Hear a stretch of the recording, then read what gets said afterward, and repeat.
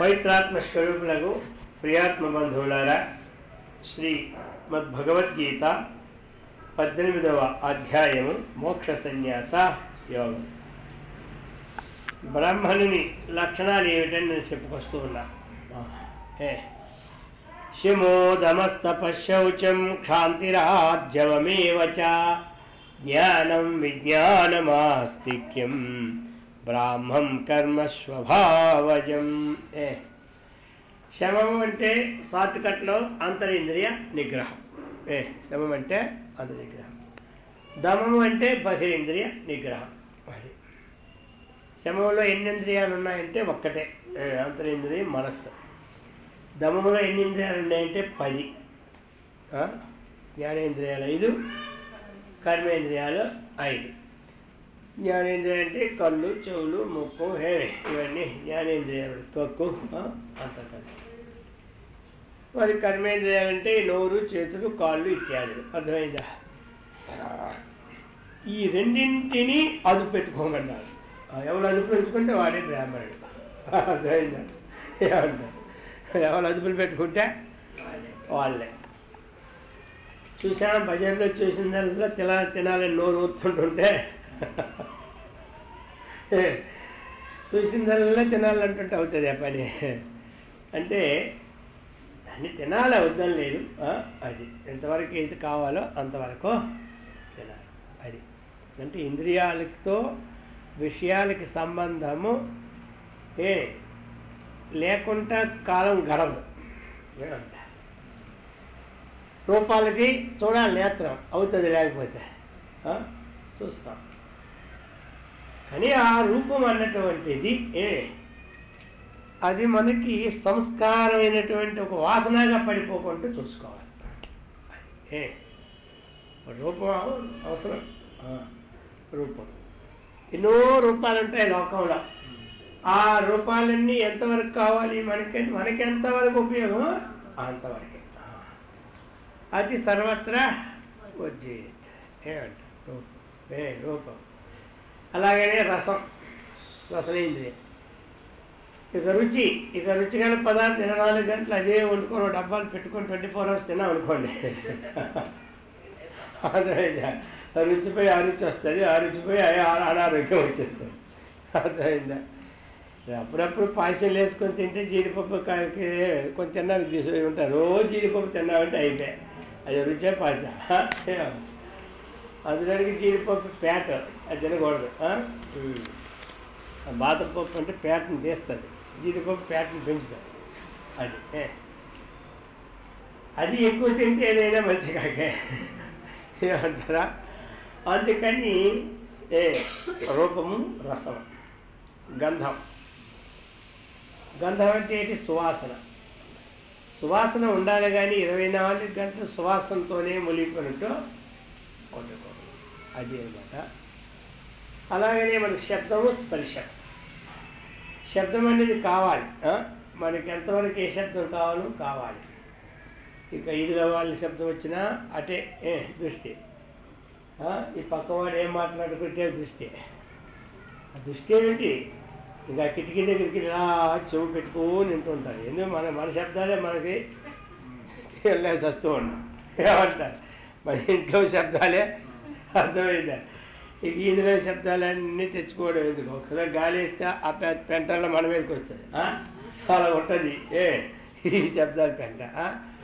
అందుకని ఈ శబ్దము, స్పర్శము, రూపము, రసము, గంధము అన్నటువంటి 5 జ్ఞానేంద్రియాలకి 5 విషయాలు.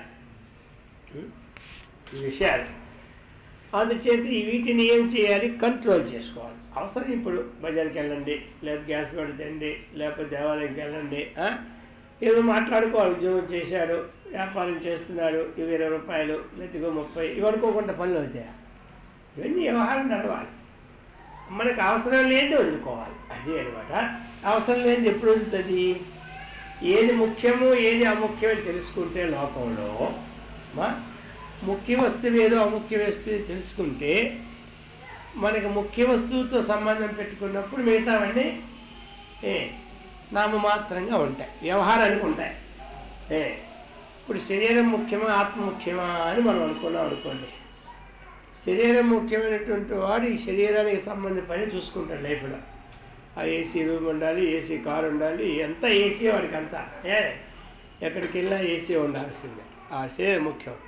ఎక్కడికి వెళ్ళినా నీట్గా అన్ని సామాన్లు పెట్టుకోవాలి, చక్కగా టైం ప్రకారంగా తినాలి, పడుకోవాలి, చేయాలి. ఇదే వాడికి ముఖ్యం. లేదు ఆత్మజ్ఞానం ముఖ్యం అనుకున్నాడు అనుకోండి. ఆ జ్ఞానం ముఖ్యం అనుకునేటప్పుడు మనం ఆ జ్ఞానానికి ప్రాధాన్యత ఇస్తూ ఇవన్నీ వ్యవహారాన్ని పెట్టుకుంటాం. అదే వ్యవహారం నడవాలి కదా.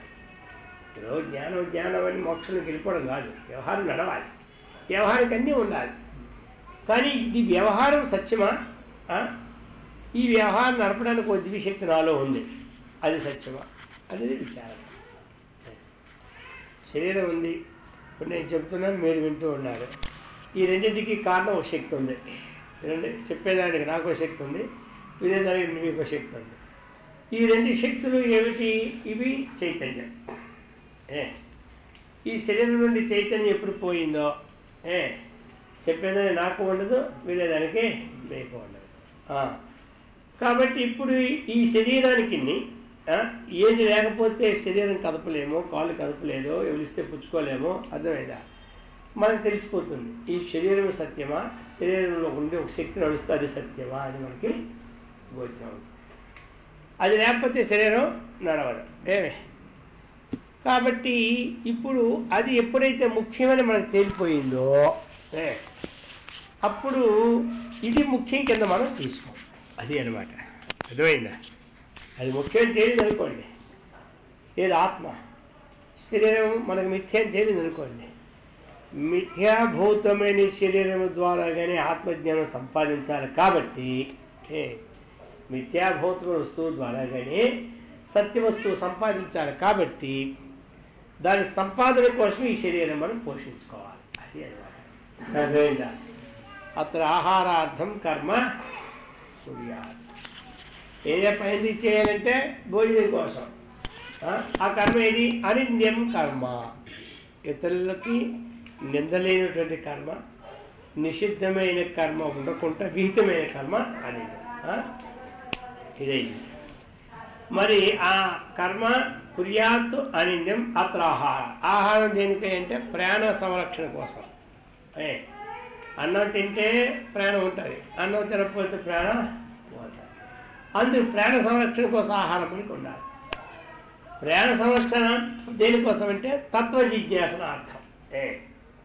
తత్వాన్ని తెలుసుకోవాలి. అది తెలుసుకోవాలంటే ప్రాణం ఉండాలి. అర్థమైందా? తత్వ జిజ్ఞాస ఎందుకై అంటే ఏది తెలుసుకుంటే మళ్ళీ ఈ జన్మ రాకుండా ఉంటుందో అందుకోసం తత్వ జిజ్ఞాస. ఇదేమిటి? మానవ జన్మలో ముఖ్య కర్తవ్యం ఈ ప్రక్రియ. ఇక ఏది ముఖ్యం అది. ఇక ఈ శరీరం నడవాలి కదా మరి మనకి, అందుకని ఇవన్నీ చూసుకోవాలి. ఇల్లు, సంసారము, ఇదంతా చక్కగా చూసుకోవాలి. ఎక్కడ ఏది ముఖ్యం అనుకుంటామో, ఎన్ని పనులు చేసినా అక్కడికి వెళ్ళాలని తాపత్రయం ఉంటుంది. ఒక సినిమా చూసేవాడు అది మారిపోయింది అనుకోండి, ఇంట్లో పనులన్నీ చూసి చేస్తూనే ఉంటాడు, కానీ వాడి దృష్టి ఎంత తొందరగా వెళ్ళిపోదామా ఎంత తొందరగా వెళ్ళిపోదామా అని చూస్తుంటాడు. అర్థమైందా? అలాగనే మన ఆత్మజ్ఞానం ముఖ్యం అనుకుంటే మన పనులు ఎంత బేగ ముగించుకుని ఏదో ఒక ఆధ్యాత్మిక గ్రంథాన్ని చదువుదామని తాపత్రయం ఉండాలి. అదే అనమాట. అందుకని సరే, శమం అంటే అంతరింద్రియ నిగ్రహం, దమం అంటే బహిర్ముఖం. ఇక మూడోది ఏమిటి? తపస్సు ఉండాలి. తపస్సు అంటే ఏమిటి? ఇప్పుడు మనకి ఈ పని అన్నటువంటిది ఒక శరీర పోషణకు వచ్చిన పని. ఈ పని మనకి దేనికి వచ్చిందంటే శరీర పోషణ కోసం మనకి పూర్వజన్మ కర్మానుగుణ్యంగా ఈ పని వచ్చింది. ఈ పనికి భిన్నం కాదు మన ధ్యానం.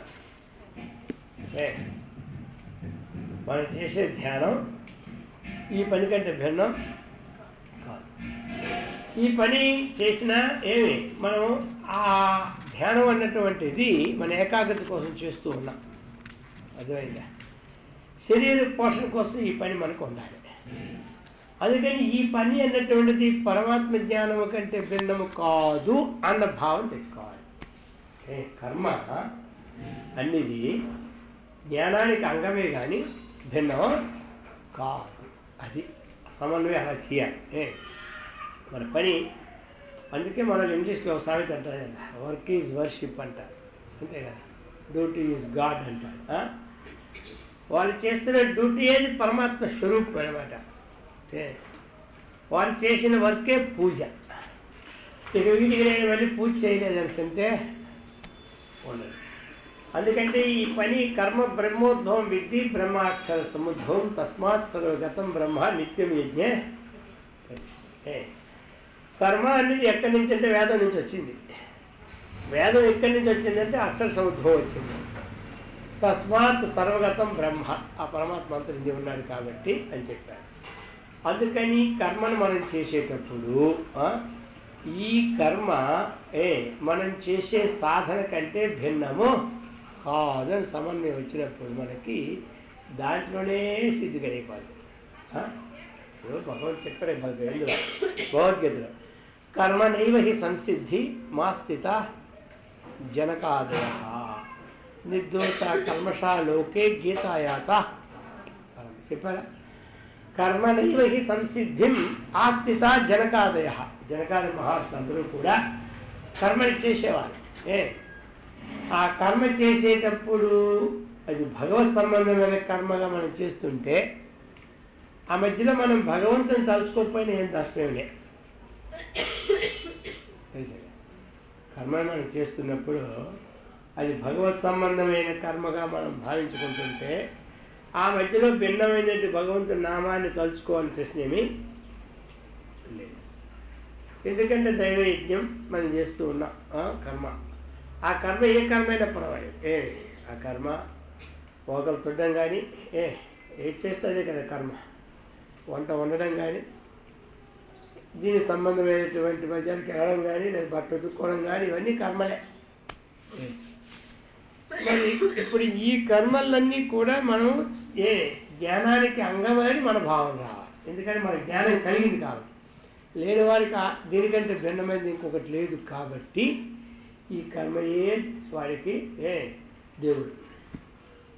మనకి దేవుడు అనుకోండి, భేదం ఉంటుంది దృష్టిలో. వాడికి ఆ పని అయితేనే సాటిస్ఫైడ్, లేకపోతే ఉండదు.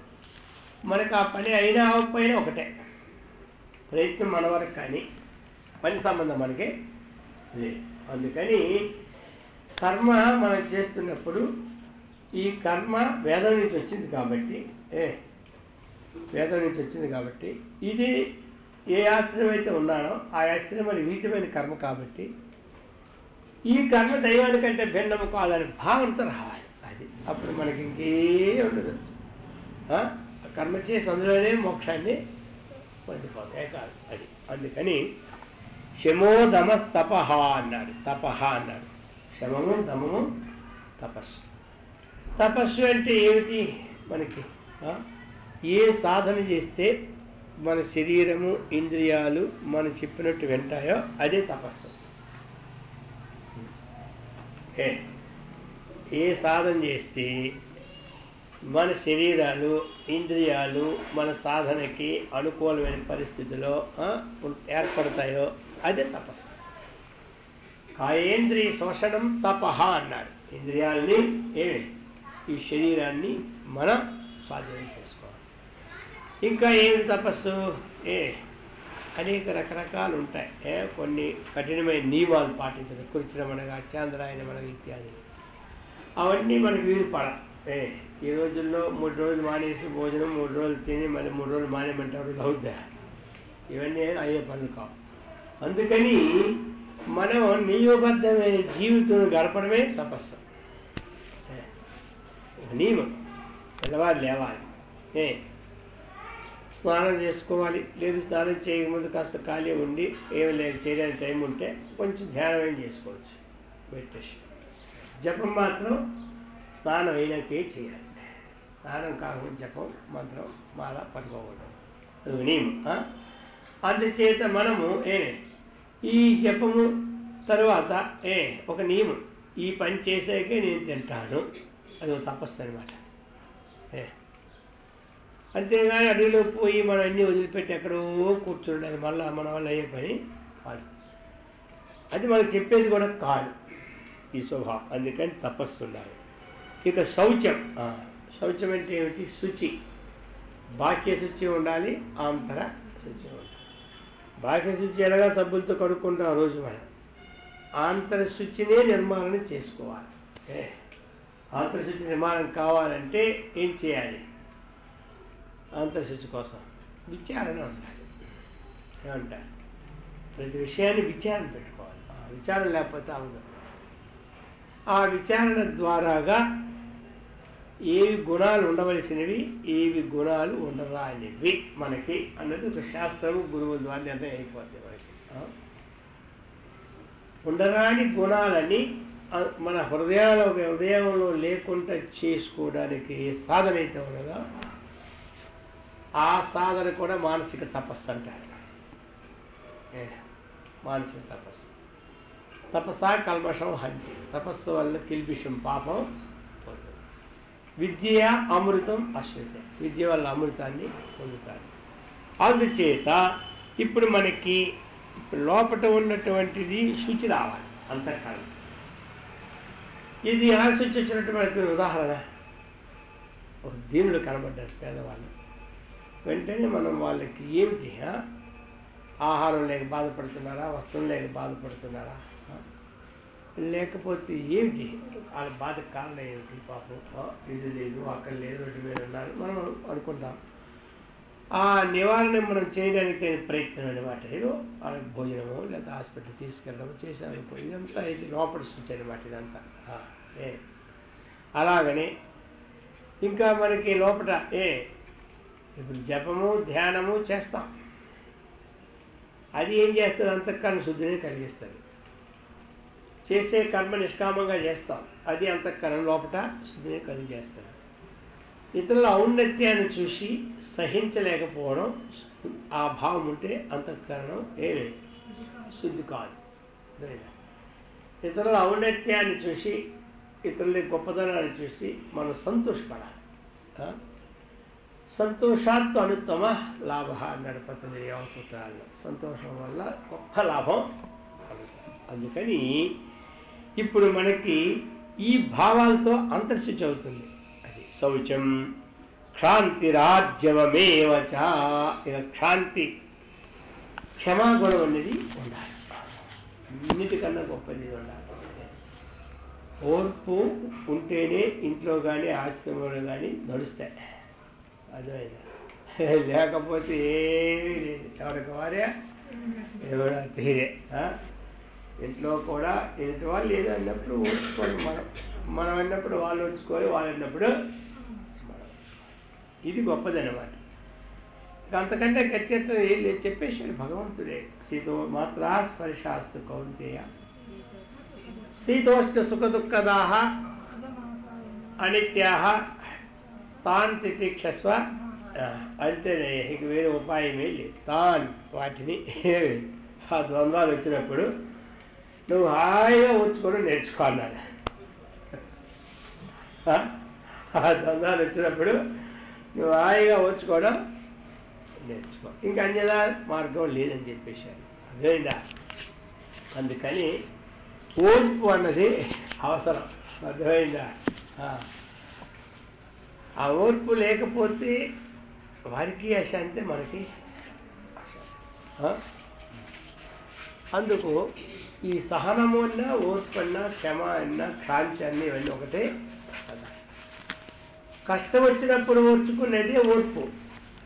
తర్వాత ఇంకే ఓర్పు, అన్నీ బాగుంటే ఏం ఓర్చుకుంటాయి. అది పెద్ద విశేషం.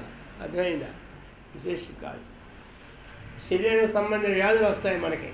అలాగనే మనకి ఏవో జీవులు కరుస్తూ ఉంటాయి, ఏవో పిడుగులు అప్పుడు పడుతూ ఉంటాయి. ఇలాంటి సమయంలో మనకి ఏం చెప్పాడు? ఓర్చుకోవాలి. ఎందుకంటే శివుడు ఆజ్ఞ లేనిదే చేయమైనా పుట్టదని మనం అంటాం. కాబట్టి ప్రారంభంలో మనకి జరగవలసినటువంటి యోగం లేకపోతే ఏ నష్టము మనకి కష్టము కలగదు. అది ఉంది కాబట్టి ప్రారంభంలో ఆ కష్ట నష్టాలు అనుభవించాలి. కాబట్టి నువ్వు ఓర్చుకోవడమే మంచి అదే. అందుకు ఆర్జవం. ఇంకా చెప్తున్నాడు రుజుత్వం ఉండాలి. అర్థమైందా? రుజుత్వం అంటే ఏమిటి? సత్యం, దృఢత్వం లేకుండా ఉండాలి. ఆర్జం లేక రుజుత్వం అంటే కపటం లేకుండా ఉండాలి. అది ఈ కపటం ఏమిటి అంటే కొంతమంది వాళ్ళ కార్యం సాధించుకోవడానికి కపట నాటకాలు ఆడుతుంటుంటారు. అర్థమైందా? కపటం ఎప్పుడు వాస్తవంగా ఉండదు. కపటం అనేది ఎప్పుడు వాస్తవంగా ఉండదు. మనకి కార్య సాధన కపటం ఉన్నా లేకపోయినా మన సాధన మన ప్రారంభం మీద ఆధారపడి ఉంది. కాబట్టి ఈ కపటంగా మనం ప్రవర్తించే పని మనకేమి కపట నాటకం ఆడితేనే పనులు అవుతాయని కొంతమంది. అర్థమైందా? అదంతా స్వార్థం. అర్థమైందా? నువ్వు కపటంగా ఉన్నా లేకపోయినా ఆ యొక్క పౌరజన్మ ప్రారంభం ఉంది కదా, అది మనల్ని పోషిస్తుంది. అది మనల్ని పోషిస్తుంది. మనం ఏం దుఃఖించే పని లేదు, అది పోషిస్తుంది. గ్యారంటీ. ప్రారంధం భోగతో ఒప్పుకు, ప్రారంధం పుష్యతి ఒప్పుకు అన్నారు. ప్రారంధం అంటే శరీరాన్ని పోషిస్తుందని చెప్పినారు. అర్థమైందా? అందుచేత మనము ఈ ఎవరికి చెప్పారు ఇదంతా? ఒక బ్రాహ్మణ లక్షణాలు అనమాట. జ్ఞానం విజ్ఞానమాస్తిక్యం. ఇంకా జ్ఞానం. జ్ఞానం అంటే విజ్ఞానం రెండు ఇచ్చారు. ఒకటి జ్ఞానం అనేది ఏమిటి? తెలుసుకోవడం. విజ్ఞానం అనేది ఏమిటి? అనుభవించడం. అనుభవించడం అనుభవం అన్నమాట. జ్ఞానం జాంపండు పసుపచ్చగా ఉంటుంది, తీయగా ఉంటుంది జ్ఞానం. నిమ్మ పండు కూడా పసుపచ్చగా ఉంటుంది కానీ పుల్లగా ఉంటుంది, అది జ్ఞానం.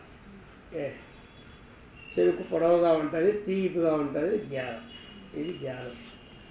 ఇప్పుడు వాటిని మనం ఉపయోగించుకొని అంతకన్నా తీసుకుంటే అది విజ్ఞానం.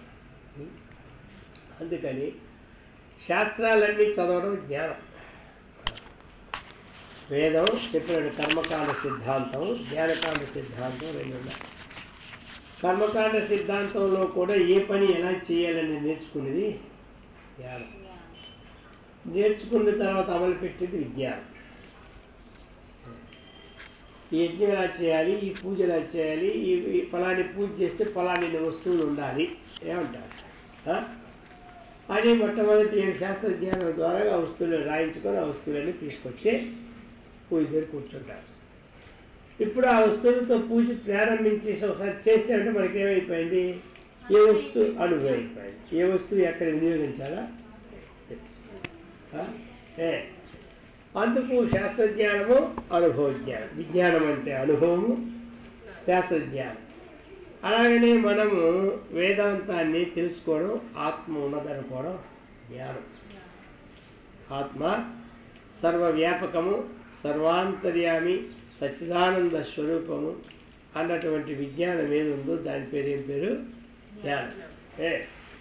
ఇప్పుడు ఆ ఆత్మ సమస్తము వ్యాపకమైన ఆత్మ నాకంటే భిన్నమో కాదు, అది నేనే అనుకోవడం విజ్ఞానం. అన్ని 33 కోట్లలో ఏదైతే ఉన్నదో చైతన్యము, ఈ మానవలోకంలో ఏ చైతన్యం ఉన్నదో అది పరమాత్మకు తప్ప భిన్నము కాదు అన్నటువంటిది ధ్యానం. అది నేనే అనుకోవడం, నాలో ఉన్నది వాళ్ళలో ఉన్నది, వాళ్ళలో ఉన్నది నేలో ఉన్నది అనుకోవడమే విజ్ఞానం. జ్ఞానీతు ఆత్మైవ మే చెప్పాడు కదా, ఆత్తో జిజ్ఞాసు అర్థార్థి జ్ఞానీచ. జ్ఞానీతు ఆత్మైవ, జ్ఞానికి నాకు భేదం చెప్పేశారా? ఈ భావం మనకి స్థిరంగా ఉంటే అనుభవం అన్నమాట. యోమాం పశ్యతి సర్వత్ర సర్వంచ,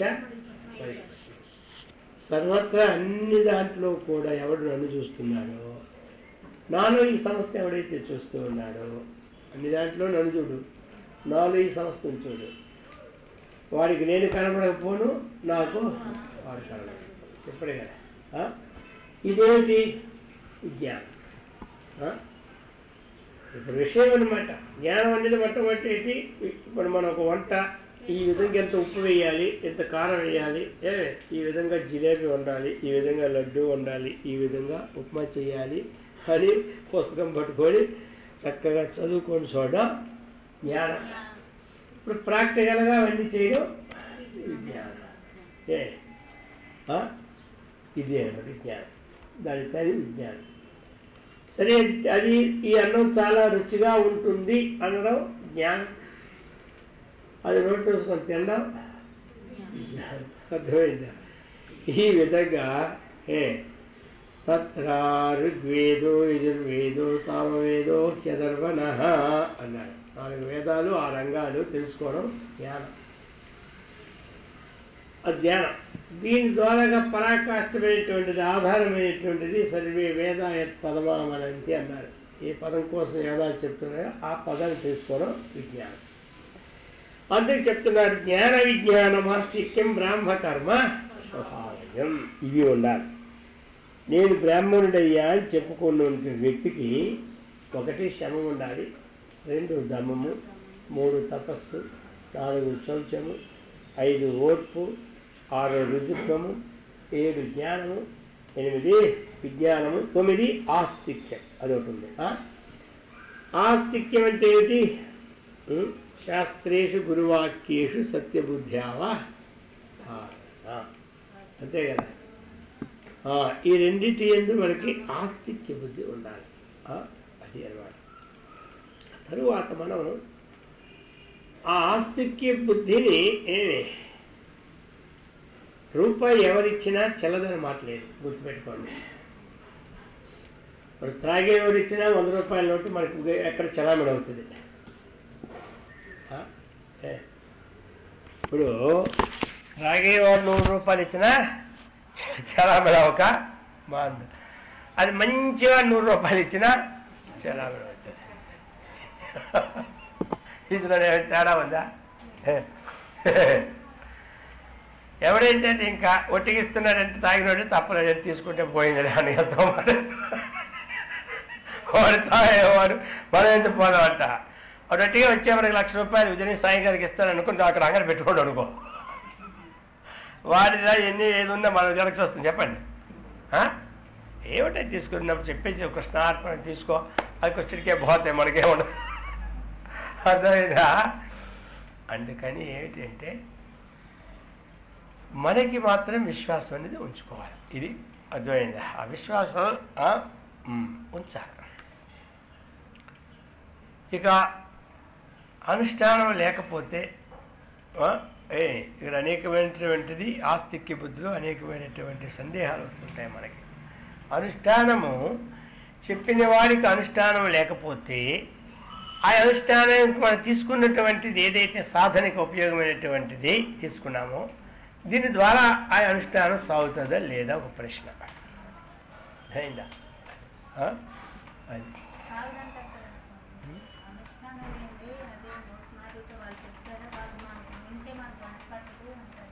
రెండు ఉన్నాయి. ఇప్పుడు అక్కడ 2 విధాలు ఉన్నాయి. ఇప్పుడు అనుష్ఠానము లేని వేదాంతము కళాయి లేని పులుసు వంటిది అన్నారు. ఎవరు? అది అలా ఉంది. నువ్వు అనుష్ఠానం ఉన్నా అనుష్ఠానం లేకపోయినా 1000 రూపాయలు నోటు నీకు ఇచ్చానంటే చెల్లుతుందా లేదని ముందు చెప్పినా. అర్థమైందా? ఇది ఒక ఉదాహరణ. అన్నీ తీసుకురావాలి కదా. చెల్లుతుందా లేదా? చెల్లుతుంది. ఆయన అనుష్ఠానం లేదు కాబట్టి 1000 రూపాయలు నాకు ఇచ్చాడు, ఇంకోటి అంటే నీకు 500 నీకు ఇస్తాను. ఎందుకంటే ఆయన అనుష్ఠానం లేనిది కాచి ఇచ్చాడు కాబట్టి నీకు 500 నేను ఇస్తాను. ఒప్పుకుంటావా? ఒప్పుకో. ఒక ప్రక్రియ అది. రెండవది ఏమిటి? అనుష్ఠానం లేని వేదాంతము కళాయి లేని పులుసు వంటిది అన్నాడు. అనుష్ఠానం ఉన్నటువంటి వాడు చెప్పినటువంటి విషయం హృదయంలోకి జ్వరబడి శీఘ్రంగా హృదయ గదిని భేదిస్తుంది. ఆ లేని వాడిని కొంత క్రమంగా భేదిస్తుంది. ఇంతే తేడా. కానీ మొత్తం లేకపోవడం అంటూ లేదు. ఇప్పుడు ఒకటి శీఘ్రగామి, ఒకటి మందగామి. అర్థమైందా? ఎవడో అది మందగామి శీఘ్రగామి ఇంతే తేడా, కానీ మొత్తం లేకపోవడం లేదు. అందుకు అనుష్ఠానం ముందు ఉండాలి. ఇప్పుడు మీకు ఇంతకుముందు ఉదాహరణ చెప్పారు చాలామంది, ఎన్నిసార్లు చెప్పున్నాను. ఒక ఆయన రోజు భిక్షకు పోతున్నాడు.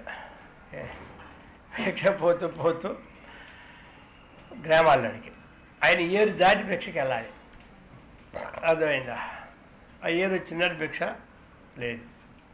సరే ఇలాగ జరుగుతుంటే ఒకరోజు ఎవరో పుణ్యాత్మరాలు అమ్మగారు ఉన్నారు. ఆవిడ ఏమందంటారు, స్వామి మీరు ఎందుకు శ్రమపడ్డాం, మీ జపానికి ఎందుకు భగ్నం, మీరు అక్కడే జపం చేసుకోండి, నేను రోజు భిక్ష తెచ్చి మీకు ఇచ్చేస్తాను, నా జీవితం ఉన్నంత వరకు ఇస్తాను, తర్వాత నా కొడుకులు కోడల సంగతి నేను చెప్పలేను, నా జీవితం ఉన్నందుకు రోజు మీ క్యారేజీ కరెక్ట్గా 11 గంటల తెచ్చి అక్కడ పెట్టేస్తాను అంది. సరే అన్నాడు. ఏదైనా పుణ్యం ఉంటేనే వస్తుంది కాబట్టి ఏదో పుణ్యం ఉంది నాలో అనుకున్నారు. వీళ్ళకి పుణ్యం పోవాల్సి ఉంది. ఎందుకంటే ఆవిడ ఎందుకంటే చాలా తెలివైన మనిషి. ఎవరి ఆహారాన్ని తిని మనం తపస్సు చేస్తూ ఉంటామో మన తపస్సులో అర్ధభాగం వాళ్ళకి పోతుంటుంది. ఇది అన్నమాట సిద్ధాంతం. ఇది మనం ఒకరు ఇచ్చిన బియ్యం గింజలతో మనం తింటున్నాము. ఆ బియ్యంలో సగం మనం చేసినటువంటి వదిలేసి ఆ జపం కానీ, ఆ ధ్యానం కానీ, ఆ పూజ కానీ, ఈ ఉపన్యాసం కానీ వచ్చిన ఫలితం వల్ల సగం ఆలవ్వాలి. అది అనమాట అర్థమైంది. అందుకే ఆవిడ ఏమిటి అంటే, నా జన్మ ధన్యం కావాలి అంటే, నా అంతఃకరణ శుద్ధి కావాలని ఇంకొక ఉపాయం లేదు, ఈయన బాగా తపస్సు చేసే వ్యక్తి కాబట్టి అర్థమైందా, ఈయన మనం పెడితే బాగుంటుంది అనుకున్నాం. ఆయనకు కూడా ఏం పోయింది పెడుతూ ఉంటే నేను తాను తిరగకుండా తప్పిపోతాను, ఆయన బాధ ఆయన మొత్తం భోజనం పెట్టడం ప్రారంభించాడు. అర్థమైందా? పెడితే ఇలాగనమాట. ఒకరోజు 11 కదా భోజనం రోజులు, ఆ రోజు 1 గంట అయిపోయాయి. 1 గంట అయిపోయాయి. ఏమమ్మా 1 గంట అయిపోయిందంటే, ఏం చెప్పమంటారు స్వామి, ఆ ఏరు మహా స్పీడ్గా వస్తూ ఉంది, అందుచేత నాకు లేట్ అయిపోయింది. మరి ఏమనుకోవద్దు, ఎవడు పడవ కూడా వేయలేదు, అక్కడికి ఎవరితో బతిమాలుకొని 25-60 ఇస్తానని చెప్పి వేసుకొని వచ్చాను అంది. అయ్యో పిచ్చిదానా, ఎందుకు అంత శ్రమ, రామ అనుకుంటే నువ్వు హాయిగా వచ్చేస్తావు కదా అన్నాడు. ఎవరు? అయ్యో ఈ ముక్క నాకు ముందే చెప్తే బాగుండుకొని ఇంకా ధైర్యం వచ్చేసింది. గేటా స్వామి మరి ఒకసారి చెప్పండి, రామ అనుకుంటే చాలు, 2 సార్లు చెప్పాను, అంతకని ఎక్కువ వద్దని చెప్పి ఇక ఆవిడ రామ అనుకొని ఏం చేసింది, ఈ వెళ్ళేటప్పుడు ఆ వచ్చినవాడు ఉన్నాడు, ఎవరు పడవాడు, నేను అన్న వచ్చి మళ్ళీ దేపెట్టాడు. మర్నాడు ఎంతకంటే ఎక్కువ వస్తుంది ప్రవాహం, ఇంక వీడి భయం లే, రామ అనుకుని ప్రవాహం దిగిపోతే అది సిమెంట్ రోడ్లోకి అయిపోయాయి మధ్యలో. ఇక ఈవిడ హాయిగా వచ్చి రోడ్డు మీద దిగిపోయింది, ఇచ్చేసింది కరెక్ట్గా 11-5 నిమిషాల ముందే వచ్చింది. ఏమమ్మా అంత ప్రవాహం ఎలా వచ్చిందంటే, తమని చెప్పే మన మంత్రమే కదండి, ఆ మంత్రశక్తి వల్ల రామ అనుకుంటే మొత్తం వచ్చేసాను అంది. అయిపోయాయి. సరే ఇప్పుడు ఇంకేమిటి అంటే, ఒక్క విషయం ఇంకేమీ లేదు, ఈ వేళకి వారం నాడు మా మనవడికి అక్షరాభ్యాసం ఇంటి దగ్గర చేయాలనుకున్నాం, మీరు వచ్చి స్వయంగా అక్షరాభ్యాసం ఆ ఒక్కరోజే నేను కోరుకుంటున్నాను, అక్షరాభ్యాసం చేసి అక్కడే భోజనం చేసి వెళ్ళిపోవాలి. సరే పాపం రోజు నేను తిరిగేవాడిను, ఇవి ఒక్కరోజుకి ఏమొచ్చిందిలే ఒప్పుకున్నాడు. ఇక ఆ రోజు చెప్పింది అక్షరాభ్యాసం 9:30 కాబట్టి నేను 9:09కి వచ్చేస్తాను ఇక్కడికి, మనం 9:30కి వెళ్ళిపోతాం, 10 గంటలకు అక్షరాభ్యాసం చెప్పింది. సరే వెంటనే ఈవిడికి వెళ్ళేసరికి ప్రవాహం ఎలా ఉందంటే చాలా ప్రవాహం, ఎవడు పడవేయలే. ఈవిడేం చేసింది, ఇంకెందుకు రామ అనుకొని మళ్ళీ వెళ్ళిపోవచ్చు. సరే అమ్మా ఎలా వచ్చారని మీకు చెప్పిన మంత్రం ఉంది కదా, ఇక అన్నిటికీ ఉపయోగం, 10 పైసలు ఖర్చు లేదు, పాడు లేదు, అన్నీ బాగుందండి. సరే అయితే సరే మరి బయలుదేరిపోండి స్వామి అంది. ఇక ఆయన ఆలోచిస్తున్నాడు, ఏమిటో ఇది రామరామానికి మనం వెళితే మనం మునిగిపోతామో లేకపోతే తేలిపోతామో, ఆవిడేదో రామరామ అనుకుని వెళ్ళిపోయింది, కానీ మనం వెళ్తామో లేదో. సరే ఇక అప్పుడు శిష్యులు పిలిచారు, ఒక 2-3 ఉంటారు అక్కడ, ఇప్పుడు కూడా వస్తుంటారు పక్క పల్లెటూరు నుంచి. రేపు బాబు ఆ తాడు పట్టుకురంటారా మన దగ్గర, ఆ పెద్ద తాడు తెచ్చి నా మొల కట్టండి, ఎందుకంటే నేను వెళ్ళిపోతాను, లేమో మధ్యలో మునిగిపోతే లాగాడు రా అన్నాడు. అదే ఈవిడేమో రామరామ అనుకొని ఆ ఒడికి వెళ్ళిపోయింది. ఇంకా స్వామి రాలేదని చూస్తూనే ఉంది. ఇది ఎంతవరకు కాలేనంతవరకు వెళ్ళాడు నదిలో. ఇక అక్కడే బోల్తా కొడుతుంటే వీడు వెనక్కి లాగేశాడు. కట్టుకున్నారు కదా. అర్థమైందా? అందుకని ఏమిటి అంటే విశ్వాసం అలాగ ఉంది. ఇప్పుడు గురువు గారు చెప్పింది కదా. ఇప్పుడు మనం చెప్పి ఈవిడికి విశ్వాసం ఉంది, ఆయనకి విశ్వాసంతో వదిలి. ఇప్పుడు ఏమిటంటే మనకి నమ్మకం. ఆయన గురువు అన్నీలే, అది వస్తేనే విశ్వాసం, లేకపోతే ఏమిటి? అక్కడ 2 పాయింట్లు ఉన్నాయి. ఈ సిద్ధులు ఇవి లేకపోయినా వాళ్ళకి పర్వాలేదు, ఏమంటారు? ఇవన్నీ వాళ్ళకి అవసరం లేదు. కానీ వాళ్ళు చెప్పిన మాట ఇతరులు పాటిస్తే అయిపోతుంది. ఇక్కడ 2-3 రకాలు ఆలోచించే ఒక రకంతో ఉంటే అవదో, ఏమంటారా? ఏ విశ్వాసం లేకపోతే ఇది నదిని కూర్చొని రాత్రి పగల వాళ్ళలో కూర్చుంటాడు. భగవంతుడి విశ్వాసం ఉంది. కానీ ఇక్కడ ఏమిటంటే నీతి, ఒకవేళ వాళ్ళలో ఏమి నీకు పవర్ఫుల్ అయిన శక్తి ఉన్నా లేకపోయినా వాళ్ళు చెప్పిన మాటను నువ్వు ఆచరిస్తే నువ్వు తప్పకుండా సరిపోతావు. అర్థమైందా?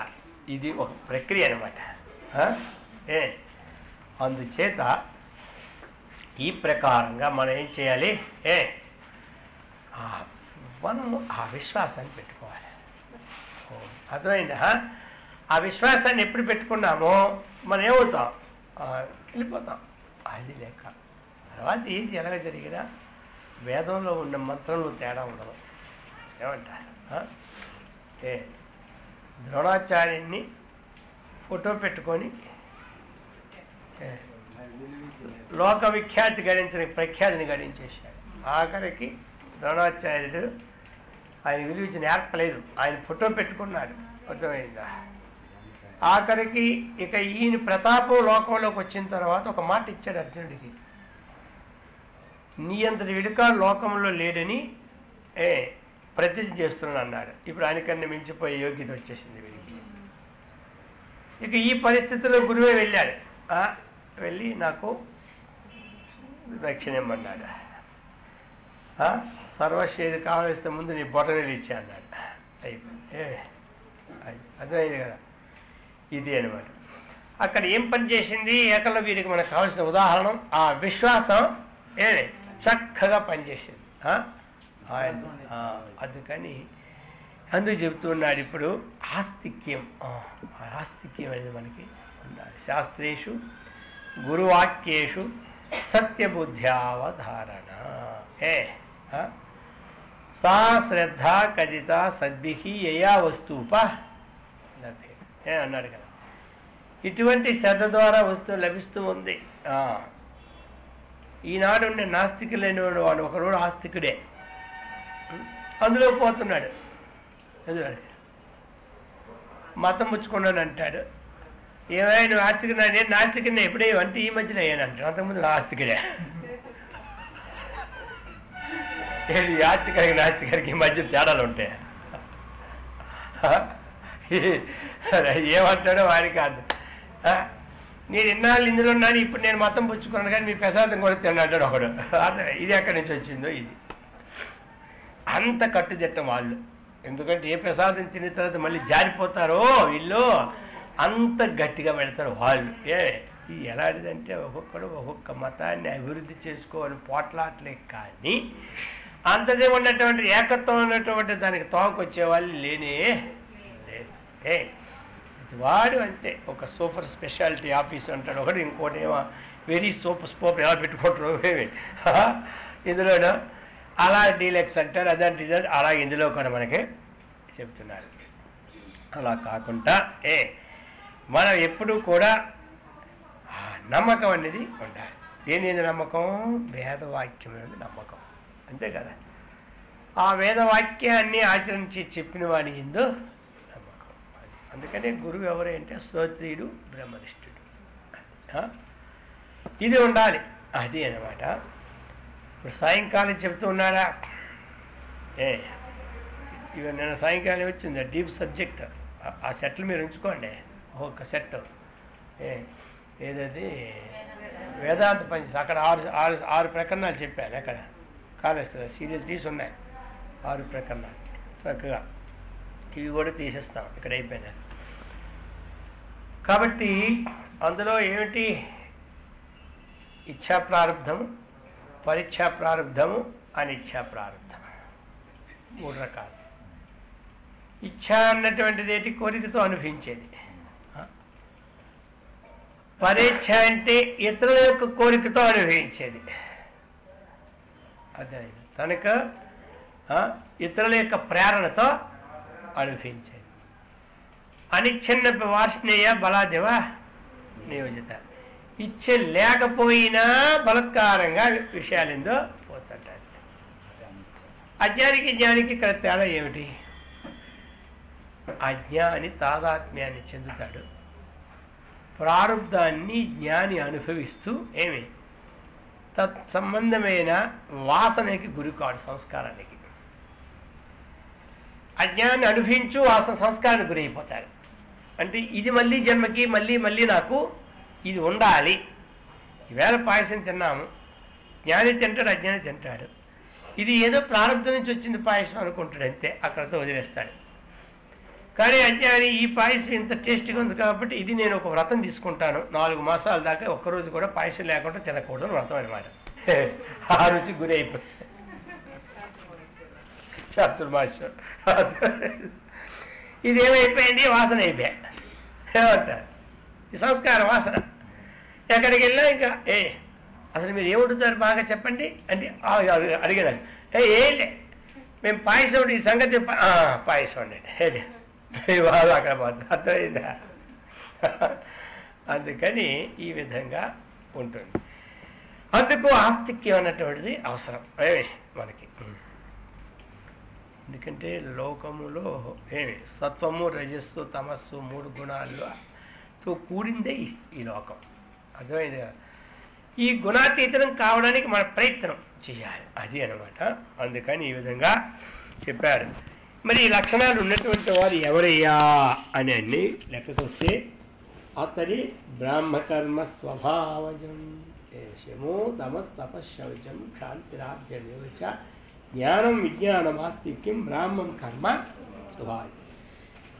అది ఇప్పుడు క్షత్రియ కర్మ చెప్తున్నారు. శౌర్యం తేజో ధృతిర్దాక్ష్యం యుద్ధే చాప్యపలాయనం దానమీశ్వర భావశ్చ క్షాత్రం కర్మ స్వభావజం. శౌర్యం. శౌర్యం అంటే ఏమిటి? మంచి శూరత్వం, మంచి పరాక్రమం. ఎలా ఉండాలంటే సింహం ముందు పోతుంటాడు, పక్కన ఒక శస్త్రం సింహం మీద రుమ్ముతాడు. రుమ్మిన అది వెనక్కి వెళ్దాం, ముందుకే పోతాం. ఇది అది మన పరాక్రమం. కుక్కలు అలా కాదు, వస్తూ ఉన్నప్పుడు కర్ర పట్టుకున్నాడు,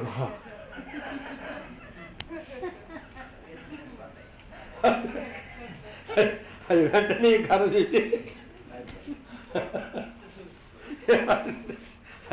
అది మళ్ళీ ఈడ్చేరికెళ్ళి కర్ర పట్టుకోలే చూస్తుంది అక్కడ. అప్పటికి లేకపోతే వీళ్ళు ఇంకా కర్ర పట్టుకుంటే ఆ పక్క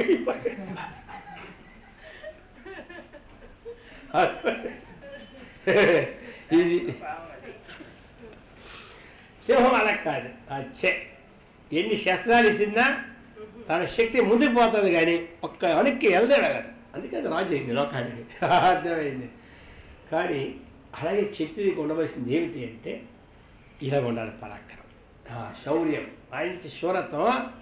యుద్ధంలో వీపు చూపెట్టే పని కొట్టకూడదు. అర్థమైంది కదా? అది అందుకు చెప్తున్నాడు. అయ్యా ఎలాంటిది? పరాక్రమం ఉండాలి. ఇంకా ఎలా ఉండాలి? తేజ, తేజస్సు ఉండాలన్నమాట మంచిగా. తేజస్సు అంటే ఏమిటి? ఒక చక్కనైనటువంటి ఒక ప్రతాపం, ఒక ప్రాగల్భ్యం అనమాట తేజస్సు అంటే. నువ్వు ఎప్పుడూ కూడా దాంట్లో నష్టం వస్తుందా అని కుంగిపోయినటువంటి ఆ కృష్ణపక్ష ముందుగా రక్షణ చంద్రుడు ఆ విధంగా ఉండకూడదు. అది ఏది కానీ ప్రారంభంలో వచ్చింది యుద్ధం, ఇది ఏదైనా పర్వాలేదు, ఏది అటైనా పర్లేదు. అలాగే ప్రతి విషయంలో కూడా అనేక రకరకాలైనటువంటి వస్తాయి. రాజ ఒక కాలంలో ఎప్పుడూ తన తేజస్సు అనేది తగ్గకుండా ఉంటుందన్నమాట. అది క్షత్రియుడికి. ఆ కీర్తి ప్రతాపాలన్నీ. ఇంకా ధృతి, ధైర్యం. ఎప్పుడు ధైర్యమే. ఏ పనైనా నేను సాధించగలను. చిత్రరాజులు వచ్చారు ముట్టడించడానికి. ఇక ముట్టడానికి కొంతమంది ఏం చేస్తారు, బతుకుంటే పలుచుకొని తినొచ్చును కానీ సొరంగంలో తవ పెట్టుకుంటారు ముందే. ఇంక అక్కడికి పోయి ఉంటారు. ఎందుకు ఆ హీనత్వం తినబోతు కదండి. క్షత్రుడే పుట్టి ధైర్యంగా ఉండాలి. మరి మనగనగా తప్పదు మళ్ళీ వాడు శక్తిని అనిపించుకొని వాడేది ఉంటే మరి ఇంకేమన్నా అర్థమైందా? అది అనమాట. అందుకు ఆద్యత ఉండాలి. ఇంకా దాక్ష్యం ఉండాలి. ప్రతిదాన్ని సామర్థ్యం ఉండాలి. మంచి సామర్థ్యం, నేర్పు ఉండాలి. ఓ తగులు వచ్చినా ఓ తంటాలు వచ్చినా అవి ఎలా తీర్చిదిద్దాలని నేర్పు కూడా ఉండాలి. వాడు తగ్గు వచ్చరికి వీడి కాలు వచ్చి దునిగిపోతే వీడేం తేపు కాదు. వాడికన్నా ముందు వీడికి బీపీ పెరిగిపోయింది అనుకో, వీడేం తగ్గు తెచ్చుకోదా పాడా. ఇంకే తగ్గు తీరుస్తాడు.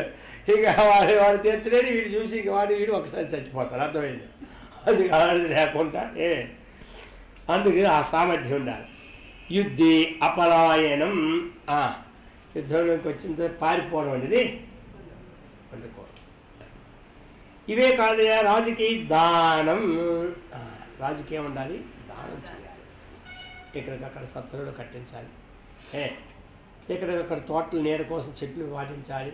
రకరకాలైనటువంటి వస్తువులన్నీ. ఎందుకే రాజుల సొమ్ము రాళ్ళపాలు అంటారు. ఎందుకంటే అవి ఎక్కడికక్కడ కట్టించాలి పని అంతే ఏమంటారు. అది ఈశ్వర భావం. ఇంకే ఉండాలి, చక్కగా ధర్మపూర్వకమైనటువంటి ప్రజాపాలన శక్తి. అంటే శాసకత్వం ఉండాలి. ఈషా ఇట్ ఈట్ అంటే ఏమిటి? శాసనకర్త. కాబట్టి అందులో శాసనకర్త దాంట్లో యమధర్మరాజులాగా ఒక్క వేడి, ఎవరు కొడుకైనా సరే, కోడలైనా సరే, అర్థమైందా, తమ్ముడైనా సరే, భార్య అయినా సరే, శిక్షకు వచ్చేటప్పుడు చంద్రశాసనంలాగా ఉండాలి. వాడి రాజు. వాళ్ళు తీర్పు ఇటు భార్యకు ఒక తీర్పు, కొడుకో తీర్పు, కోడలకో తీర్పు, పక్కలకో తీర్పు. ఇక వాడు శాసనకర్త అది అనమాట. అందుకని అది ఉండాలి. ఇంకా చెప్తున్నాడు ఈ విధంగా. ఇది ఉన్నప్పుడు క్షాత్రం కర్మ స్వభావం. ఇది ఏ కర్మ అంటే క్షత్రియ యొక్క కర్మ. కృషి గోరక్ష వాణిజ్యం వైశ్వకర్మ స్వభావజం పరిచర్యాత్మకం కర్మ శూద్రస్యాపి స్వభావజం. చెప్తున్నారు ఇక్కడ. కృషి అంటే వ్యవసాయం, గోరక్షణం అంటే గో సంరక్షణం, వాణిజ్యం అంటే వ్యాపారం. ఇవి స్వభావంగా ఉన్నటువంటి వారిని ఏం చెప్పారు? వైశ్యకర్మ స్వభావం అని చెప్పుకొచ్చారు. కాబట్టి వ్యవసాయం అనేది ముఖ్యమైన మాట. ఈనాడు ఏదైనా సరే భూమి మీద పుట్టినటువంటి ఆ ధాన్యం రాసులతోనే జీవనం ధరించేది. ఓషధీభ్యో అన్నం అన్నాత్ పురుష. అందుకని వ్యవసాయం అనేది ఉండాలి లోకంలో. బియ్యం ఎక్కడ తింటాం, అన్నం ఎక్కడ తింటాం? ఆకాశం నుంచి పడతాయి బియ్యం. అది భూమి మీద మొక్కలు వేసుకోకపోతే ఆకాశం నుంచి ధాన్యం రాలుతాయి. రాలే ప్రశ్న లేదు. అర్థమైందా? అందుకని కృషి, గోరక్షకం, వర్తకం ఇవన్నీ.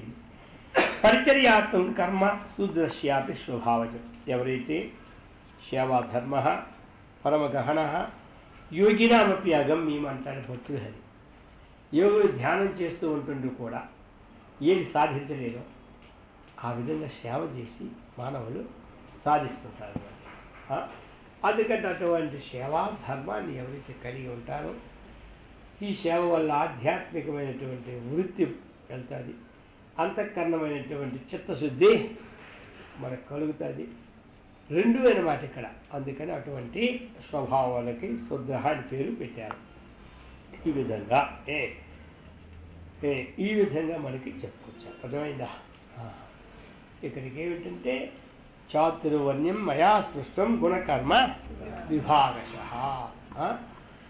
ఇవి గుణాలు బట్టి విరుదీనమైంది కానీ వర్ణాలంటూ మొదటేమి లేవని చెప్పారు. అందుకని ఇప్పుడు మనం ఏ గుణము కలిగితే ఆ బ్రాహ్మణత్వమైనటువంటిది పొందుతాము, అంతఃకరణ శుద్ధి కలిగి ఆత్మజ్ఞానం పొందుతాము, దాన్ని సంపాదించుకోవడానికి ప్రయత్నం చేయాలి.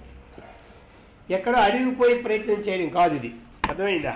ఇది అడిగిపోయి ప్రయత్నం చేసేది కాదు. ఎక్కడ వాళ్ళు అక్కడ ఉండి ఎవరి కర్మ వాళ్ళు చేసుకొని చెప్పడానికి భగవద్గీత. అంతేగాని ఏదో గీత విన్నా మూటా ముళ్ళు కొట్టుకుని అడిగిపోదామనేటువంటి సిద్ధాంతం ఏమి గీతలా అర్థమైందా?